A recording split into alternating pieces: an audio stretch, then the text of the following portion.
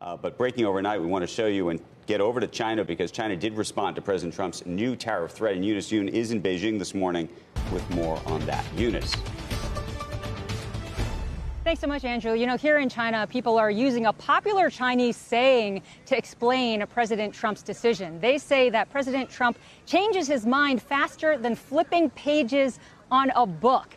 So Chinese officials, though, not as generous. In fact, China's Commerce Ministry just moments ago had said that the move was a serious violation of the consensus at the G20. The country's top diplomat also weighed in, saying that the move was neither constructive nor correct. And the Foreign Ministry also said that Beijing would be forced to take countermeasures. So it's that last point that's really worrying a lot of American businesses here in China. In fact, the U.S.-China Business Council said that its members are most concerned about increased regulatory scrutiny, delays in licenses and approvals, as well as discrimination in government procurement tenders. Now, retailers say that American consumers are going to be hit hard, but Chinese manufacturers are also worried about the impact on their bottom lines. In fact, we spoke to some of them down in the south of the country, and they said that the 10% tariff, even though it's not as bad as what President Trump said could happen with 25% tariff, that's still going to be a big blow to their businesses. Also, one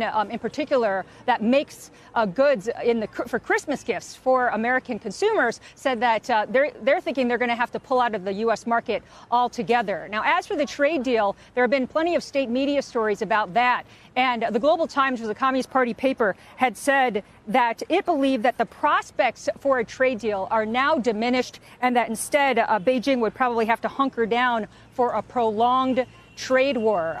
And one more point that I'd make, I ended up speaking with one academic who very closely watches the trade talks on the Chinese side, and he said that what he's most worried about at this point is that the Chinese negotiating team won't even take part in the September meeting that's supposed to happen in the U.S. between the U.S. and China on the trade deal if these tariffs do go through. Guys? Eunice, was this a situation, I mean, reading it from the sidelines, it looked like there was no progress that was made in these talks. The President Trump had hinted that, look, they're going to wait until the election and see what happens. I guess maybe this is inevitable if you are looking at a situation where things were freezing up anyway. Well, I mean, you know, what's interesting here is that there's been a lot of talk about how Beijing is probably just going to wait things out at this point, that there wasn't a whole lot of progress made, that, you know, a lot of China experts say that China wasn't going to make dramatic changes to its economy and the way it runs, and that at the end of the day, you know, in the state media today, there were a lot of stories about how American consumers are going to be hurt the worst.